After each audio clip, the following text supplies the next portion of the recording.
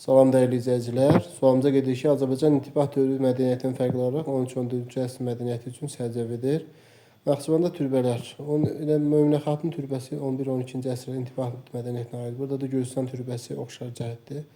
Burada deyir ki, fərqli cəhəti istəyir. İntibah dövrü mədəniyyətin fərqli olaraq yeni şəhərlər salınıb. Məsələn, Olcaytuq Dağbəndə türbəsi, məsələn deyir ki, Sultaniyə, eyni zamanda Mahmudabad kimi yeni şəhərlər salınıb, doğrudur, götürə bilərik. Azərbaycan dili ifadəsinin işlənməsi, bəli, Hinduşa, Naxçıvani, Məhəmməd Naxçıvani dilçiliyə aid olan əsərlər yazıblar.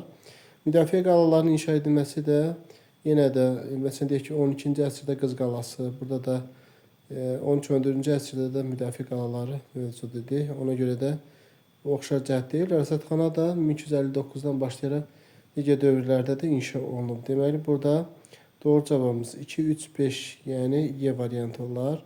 Digər bir sualda Roma Respublikasından fərqli olaraq Makedoniya, Afina şəhər dövləti və Çin üçün xarakteri xüsusiyyətləri soruşur. Misiri işğal edən Romada işğal edib, yəni Makedoniyada işğal edib və fərqli cəhətdir. Qafqaza hücum edib, Makedoniyada hücum edib. Əhəmənilərlə müharibə aparmışdır, Romaya aid deyil, ona görə bir götürürük. Afina şəhərdə yoxsullara vətəndaş hüququ verilib, bəli, Solon şahtına burada da 3-cü əsrdə verilib. Bu oxşar cəhət olduğu üçün götürmürük. Hakimiyyət nümayəndələri seçilirdi, bəli. Məsələn, deyək ki, orada strategilər seçilir, burada da deyək ki, patrisilərin içərisindən kimsə seçirdilər və yaxud konsul vəzifəsi seçilirdi. Yəni, bu ortaq cəhət olduğu üçün götürmədik. Ali hakimiyyət xalq yığıncağına məxsus idi. Bu doğrudur. Yəni Afinada aiddir. Çindən fərqli olaraq, Romadan fərqli olaraq hakimiyyət qulların üsyanına qarşı mübarizə aparmışdır. Məsələn, deyək ki, Çində də eyni zamanda Afinada da qullara qarşı mübarizə olub. Deməli, Spartak üsyanı deyək ki, Romada aiddir. Bu oxşar cəhət olduğu üçün götürmürük.